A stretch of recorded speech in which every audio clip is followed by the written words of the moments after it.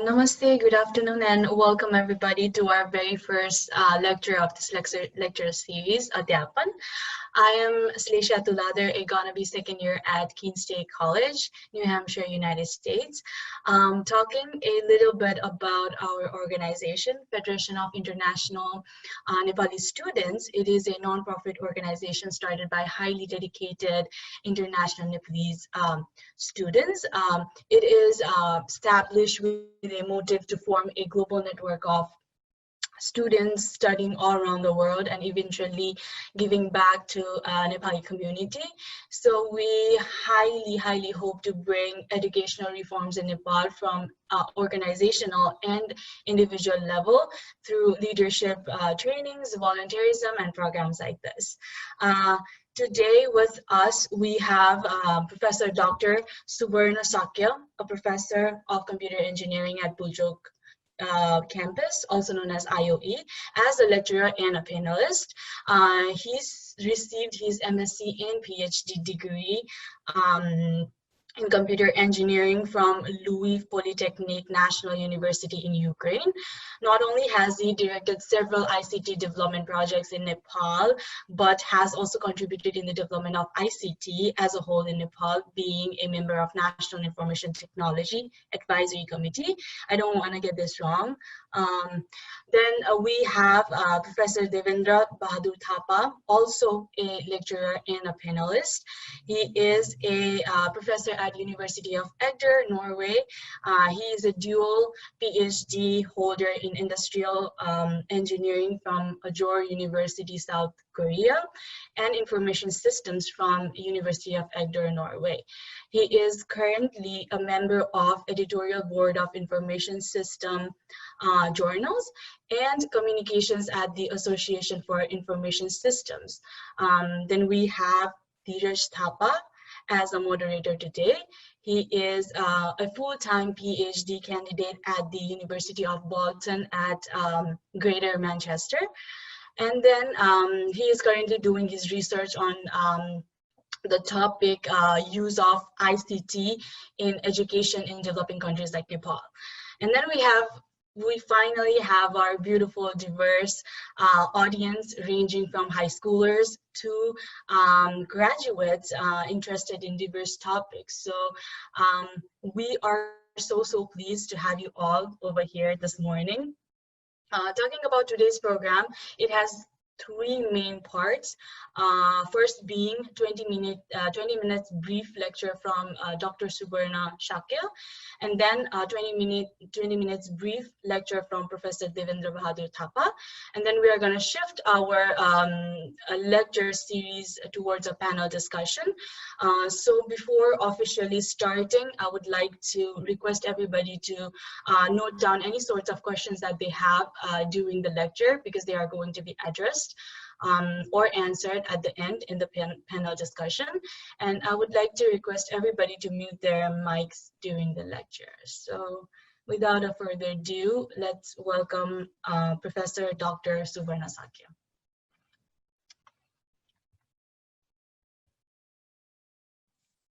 Okay, thank you, Salisa Tuladhar, and a special thanks to Prajal Bikram for giving me opportunity. I will contact with him, and then after that I would just want to give you some brief introduction about ICT development in Nepal. I am sharing the screen now. Just a minute.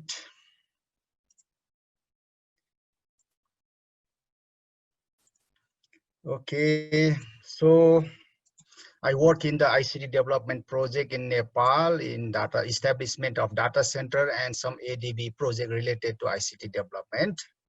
So this is my some short CV. So I work as a head of department, executive director, visiting professor also in the Brown University in US, and I am also BOS in the South Asian University. Okay, as for ICT development, the three most important elements are needed to develop the ICT. The first is ICT applications. That means the application and service software components.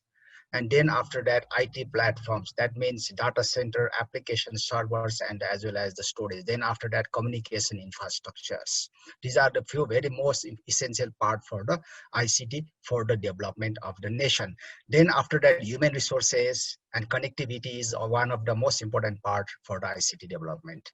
And this is the ICT evolution in Nepal. So we have IT policy in 2000. Then after that, National Information Technology was established in 2002. Then after that, High Level Commission for IT established in 2003. Already this organization already dissolved it. And this organization is the policy making organization. Then after that, we have so many telecenters established in 2003 to till many years, because the telecenter is one of the competing infrastructure for the ICT development in the rural areas to connectivity and access the government services like public service delivery. I mean, then after that we have e-government master plan in 2006 with the help from the Korean International Promotion Agency. This is the Korean government funding. And then after that, the government integrated data center is project was started in 2007. Then after that, stone laid ceremony of GIDC on 14 May 2008. Then after that, ICT development project funded by the Asian Development Bank start from the 2008. Then revised IT policy in 2010. Then after the ICT center at Institute of Engineering, Tribhuvan University established in the 2011. Then IT department was established in the 2012. Then after disaster recovery centers already finished the project, start in the 2013, and this disaster recovery center also nowadays operation mode. This is in the Hetauda inside the Nepal. And this is the e-government master plan. We have so many priority projects are there, but some projects are not funded yet, but some projects already funded, and some projects are going on, and some projects are already finished. You can see here in my slide, GIDC funded by KOICA ADB, and national identification was funded by the Asian Development Bank, like this. And e-education, we have no such type of funding, but Nepal government is doing such type of project also. E-authentication, PK infrastructure was already established in Nepal, digital signature, e-tax, e-customs like vehicles. Then after that, some driving license also we have a computerized system, and community network, e-land also, and as well as e-procurement. There are many projects are there, but not all we got the funding from the outside, but some projects funded by the Nepal government, and some project funded by the ADB and the World Bank, or maybe some other agencies. Okay. And the data center is the very most important infrastructure for the ICT development. And data center, most of the participants also know, data center is the facility that centralize and as well as organizations share IT operations and equipment for the purposes of storing, processing, and disseminating data as well as the applications. Then after that, in the past, data center were highly controlled physical infrastructure, but the public clouds has since changed that model. Nowadays, in 2008, this project was started when I was executive director as National Information Technology Center. The data center is the very key foundation for the e-government implementation. But now the traditional data center is not sufficient. We need to convert into cloud data center, because nowadays the COVID-19, so everybody is working in the home, so that the cloud data center and cloud computing infrastructure is the most important nowadays. Otherwise, if such type of infrastructure is not available, very difficult to survive nowadays. Then the role of data center is data centers are an integral part of the enterprise, designed to support business application and provide services such as data storage, management, backup, as well as the recovery. Then after that, productivity applications such as email, high volume e-commerce transaction, and then after powering online gaming communities, and then after big data, machine learning, and artificial intelligence. In Nepal case, we are using ICT for the development of the nation. We are using in our education system also.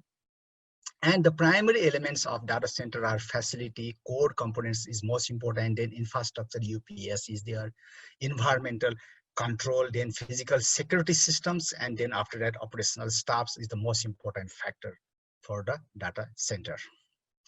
And I just want to brief about the GIDC, Government Integrated Data Center, because Nepal government need its own data center to secure the data, as well as then after that we need to develop the infrastructure for e-government implementation, government to government, government to citizen, and government to business also. And then is improve the IT infrastructure for the government by advancing GIDC in Kathmandu. Is located in the Singhdarbar inside the uh, Ministry of Home Affairs, from nearby the Home Affairs. Then after that is provide the basic for integrated application administration, then e-government portal, e-administration through the construction of the GIDC. Then after that, according ICT human resource, for ICT for development, only tools is not sufficient. We need to develop parallelly the human resources. Without human resources, we cannot develop ICT. Then after that, ICT competitiveness through the construction of ICT training facility also there. Then after that, contributing narrow the digital divide and enhance the ICT cooperation between the Nepal and Korea. ICT we can use as a tools to develop our country, and as well as the social life we have to need to change. Social life need to change. We can use this as a lifestyle of the people.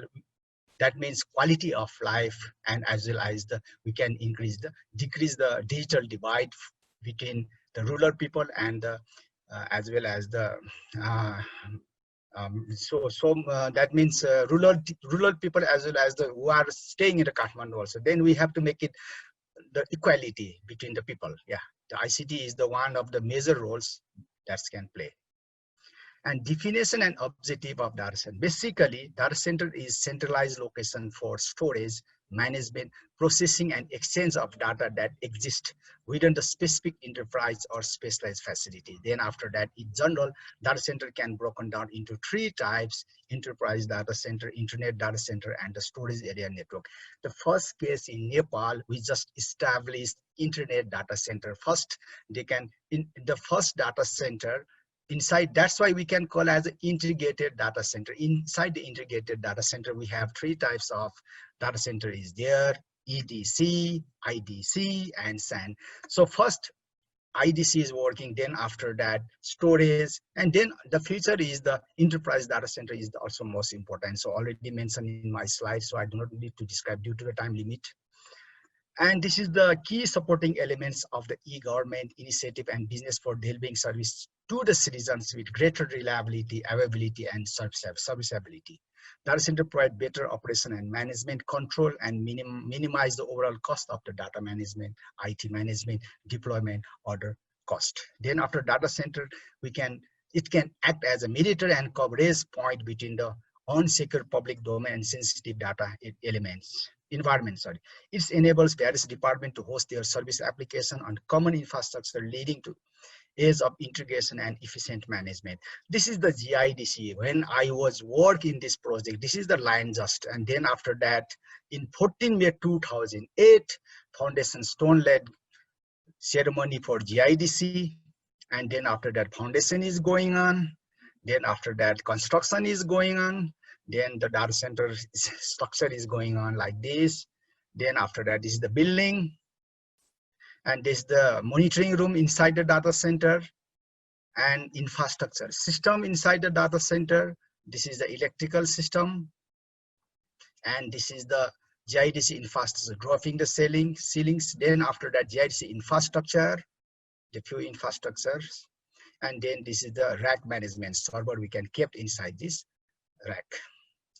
And ICT development project, another is the most important part supported by the ADB. But this project is complete. We need to complete this project in 2014 due to some political problem or another situation there. And then the project was not finally finished in the time frame. That's why the execution is the Prime Minister Office. And this project total is 31.2 million, and Asian Development Bank is 25 million and 6.2 million from the Nepal government. And these are the few projects under the ADB output. That means rural e-connectivity, government network, and e-government application, human resource development. So these are the few ICT development projects going on Nepal, and some projects are finished already, some projects are going on. And the inauguration ceremony of data center is 2 September 2009. And this is the inauguration picture, and this is the another recovery center established in the Etona.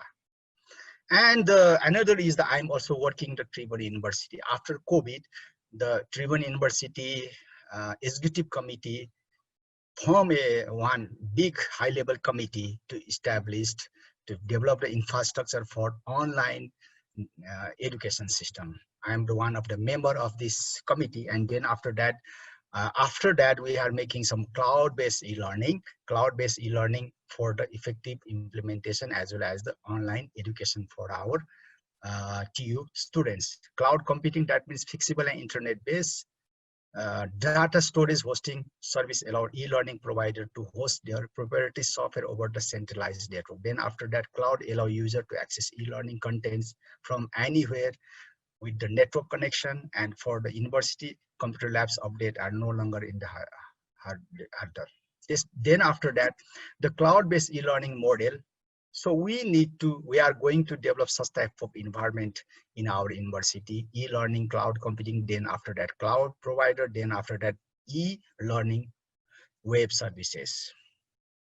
So by using this cloud computing, cloud-based e-learning, the benefit is low cost, performance, we can improve instant software update, improve the document format capability, then after the collaborative learning environment, data collection, and global education. So concluding is the ICT is tools for the national development. Then after the infrastructure is the most important for ICT for the development. Then to develop the ICT, we need to development parallelly the human resources also. Thank you very much. So I am making in the short presentation because due to the time limitation. Yeah, if you have any questions, you can send me by mail or maybe you can ask me anytime.